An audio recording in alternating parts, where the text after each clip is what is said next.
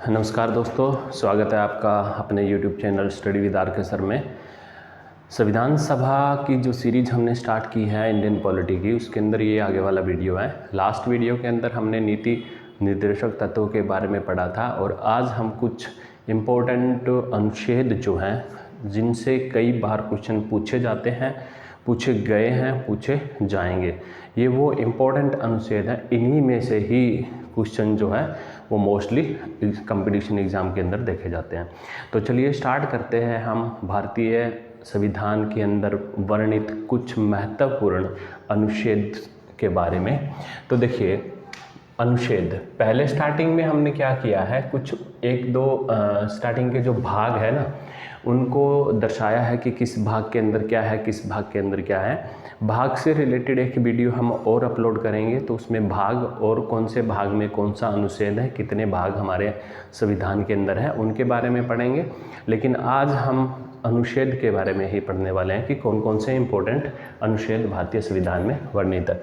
तो चलिए स्टार्ट करते हैं। भाग नंबर 1, हमारे संविधान का जो भाग नंबर 1 है, उसमें 3 अनुच्छेद का वर्णन है। पहला अनुच्छेद जो है, इसमें बताया गया है कि भारत जो है वो राज्यों का संघ है।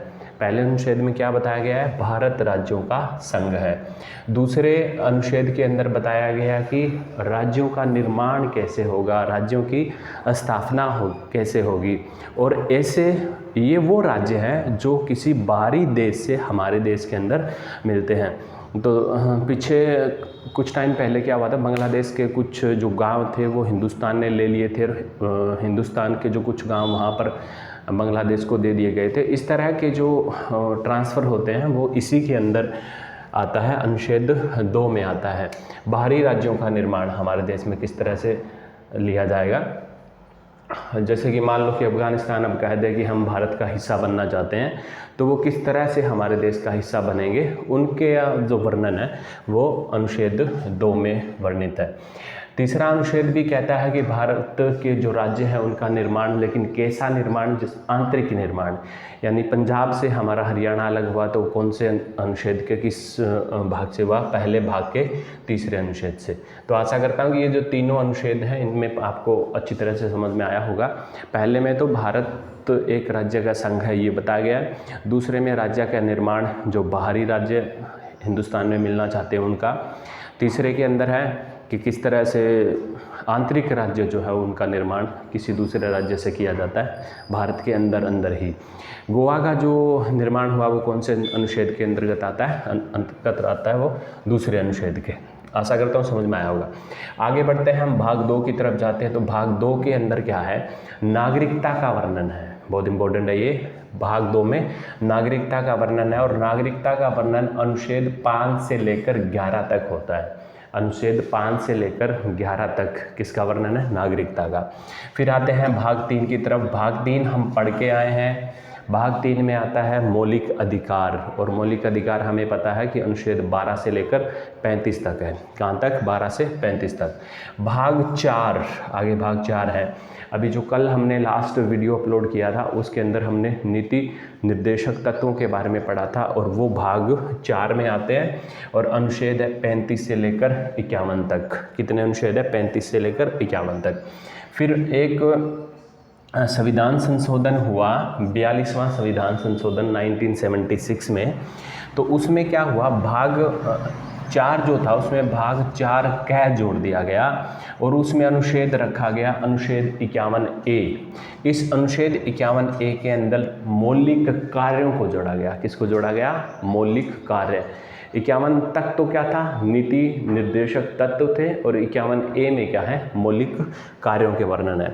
फिर आते हैं हम आगे के जो अनुच्छेद रहने वाले हैं वो इम्पोर्टेंट रहने वाले हैं कि किस प्रकार से हमारे संविधान के अंदर जो राष्ट्रपति का पद है, उपराष्ट्रपति का पद है, प्रधानमंत्री का पद है, उपराज्यपाल का पद है, राज्यपाल का पद है, लोकसभा, राज्यसभा, संसद, ये जो है ना, इनका उल्लेख संविधान के कौन से अनुच्छेद में किया गया है, उनसे रिलेटेड क्वेश्चन हर बार पूछा ही जाता है।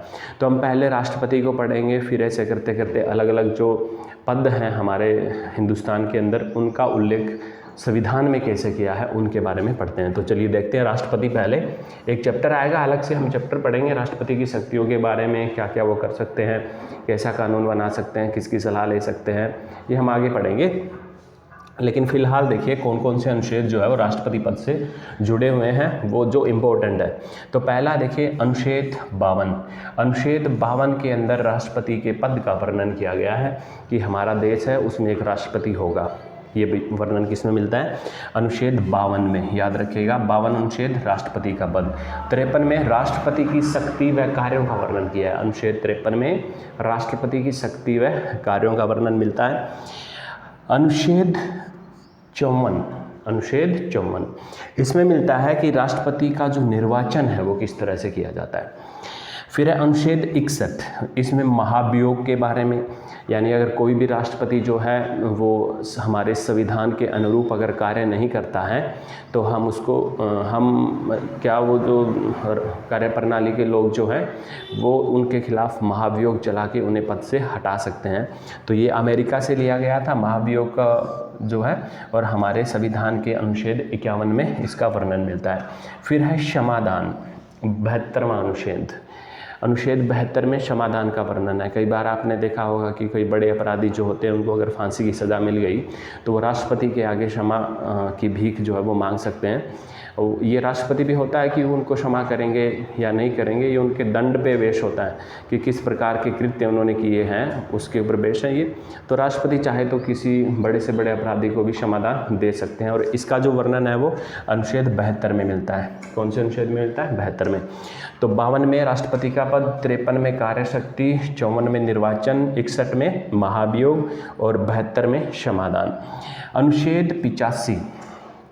अनुच्छेद 85 के अंदर लोकसभा का विघटन राष्ट्रपति कर सकता है, लेकिन ध्यान में रखिएगा लोकसभा का विघटन जब राष्ट्रपति करता है तो प्रधानमंत्री से सलाह जरूर करता है, यानी प्रधानमंत्री के कहने पर ही राष्ट्रपति लोकसभा का विखंडन करता है।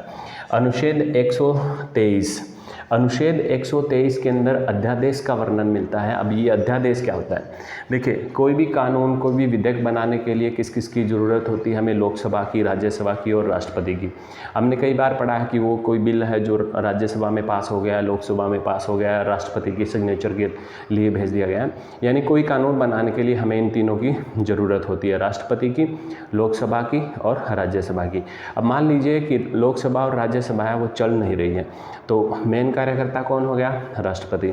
तो राष्ट्रपति उनकी अनुमति के, उनके हस्ताक्षर के बिना ही कानून को ला सकते हैं। इसको क्या बोलते हैं? अध्यादेश। तो इसका जो वर्णन है वो वर्णन 123 में मिलता है कि अध्यादेश का वर्णन जो किस में मिलता है? 23 में। फिर है अनुच्छेद 143, ये भी इम्पोर्टेंट है कि राष्ट्रपति जो है वो सुप्रीम कोर्ट से सलाह ले सकते हैं। अनुच्छेद 143 में क्या बताया गया है? राष्ट्रपति सुप्रीम कोर्ट से सलाह ले सकते हैं, लेकिन सलाह लेने के लिए बाध्य नहीं है। अगर उनको ऐसा लगता है कि किसी कानून के लिए हमें सुप्रीम कोर्ट की सलाह की ज़रूरत है तो ही वो ले सकते हैं, हम उनको कोई बाध्य नहीं कर सकता कि लेनी ही है।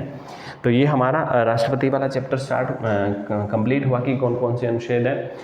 52 में पद का वर्णन है, 53 में कार्य व शक्ति का, 54 में निर्वाचन का, 61 में महाभियोग का, 72 में समाधान का, 85 में लोकसभा का विघटन, 123 में अध्यादेश लाने का और 143 के अंदर वो राष्ट्रपति जो है वो सुप्रीम कोर्ट से सलाह ले सकते हैं। चलिए आगे बढ़ते हैं उपराष्ट्रपति की तरफ। कहाँ बढ़ते हैं? उपराष्ट्रपति। उपराष्ट्रपति से संबंधित आपको दो अनुच्छेद याद रखने, एक तो 63 और एक 64। कौन से अनुच्छेद याद रखने हैं आपको? 63 और 64। अनुच्छेद 63 के अंदर राष्ट्रपति के पद का वर्णन किया गया है कि हमारा जो देश है उसके अंदर एक उपराष्ट्रपति होगा। 64 में वर्णन किया गया है कि अब राष्ट्रपति देखिए कोई विशेष कार्य तो उपराष्ट्रपति के होते नहीं हैं। अगर राष्ट्रपति छुट्टी पे चला जाए या फिर राष्ट्रपति का पद कुछ समय के लिए खाली होता है तो राष्ट्रपति जैसे कार्य करता है उनकी जगह कार्य करता है, लेकिन जब राष्ट्रपति होता है तो उपराष्ट्रपति का कोई कार्य नहीं होता।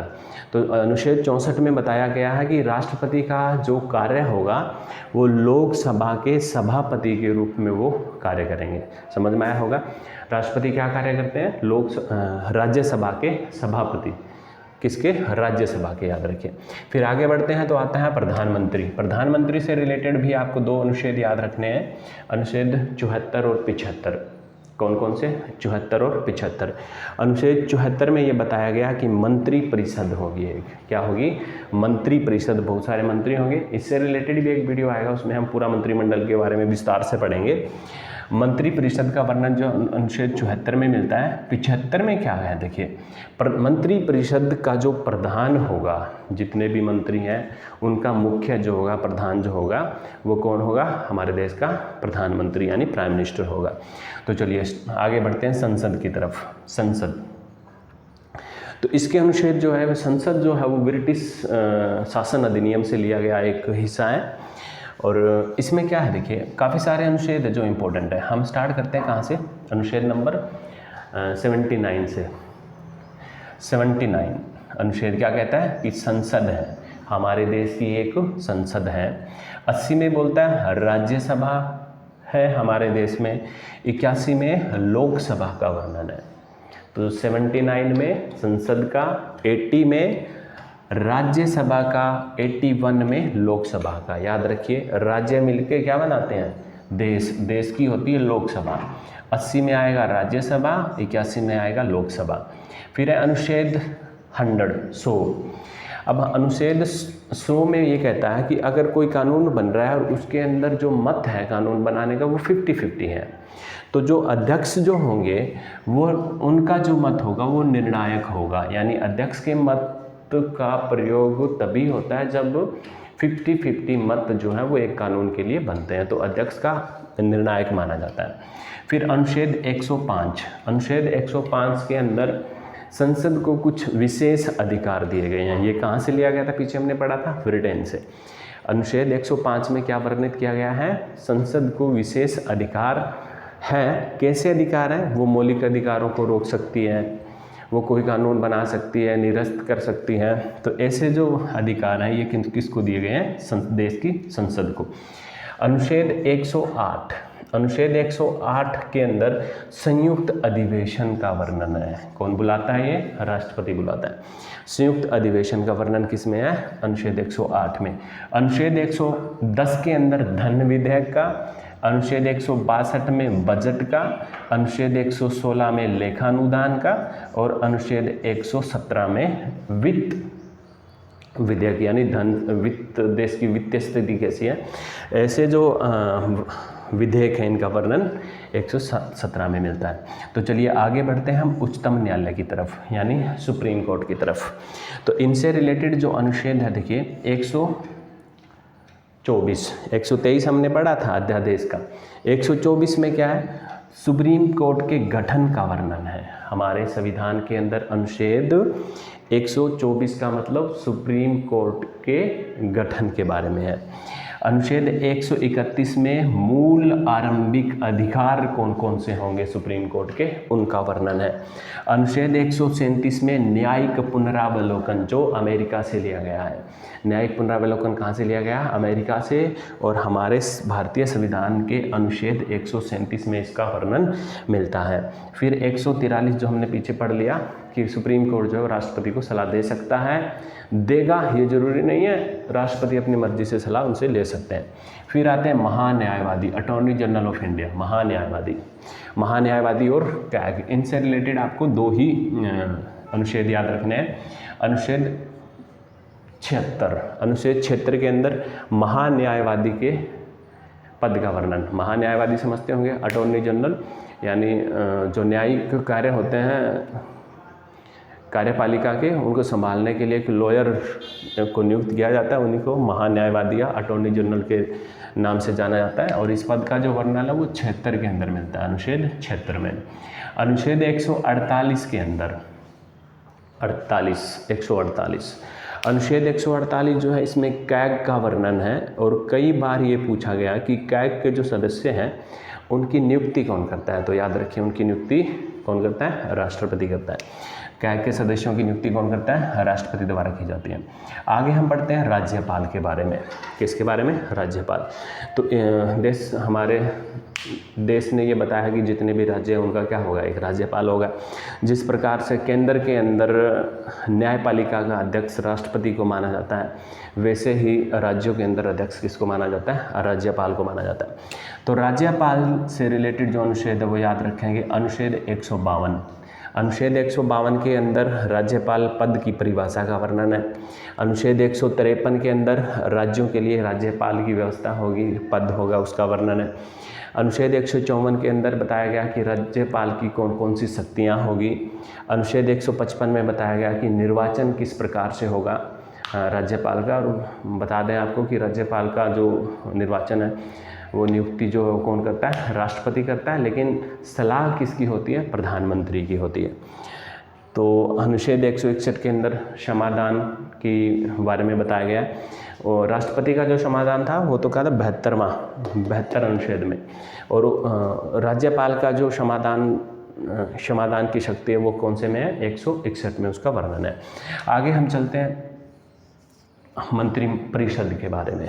तो क्या है देखिए, इसमें अनुच्छेद आपको याद रखना है 163 में मंत्रिपरिषद का वर्णन है, 163 में मंत्रिपरिषद का, 164 में मुख्यमंत्री का, 165 में महाधिवक्ता का वर्णन है, 168 में विधानमंडल का वर्णन है, 169 में विधान परिषद का गठन करना या फिर हटाना उसका वर्णन है, 170 में विधानसभा की संरचना और 171 में विधान परिषद की संरचना का वर्णन है। इतने इंपॉर्टेंट नहीं है, एक बार थोड़ा नज़र मार लीजिएगा।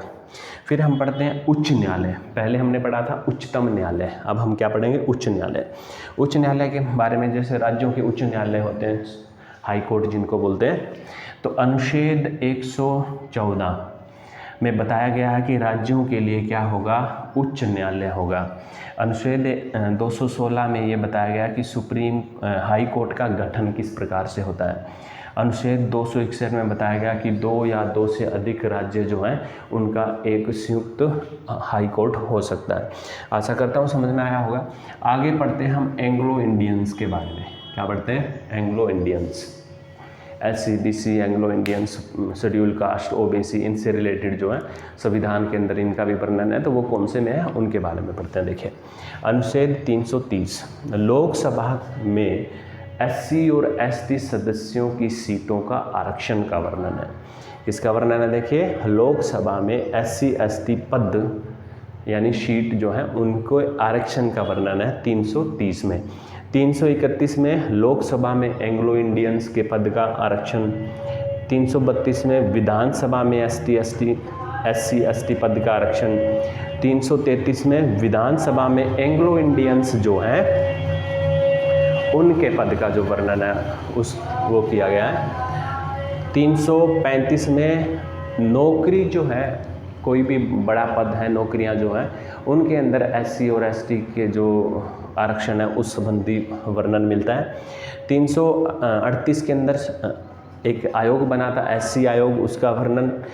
338A में ST आयोग, 340 में OBC आयोग, 343 में हिंदी को भारत की राजभाषा माना गया है।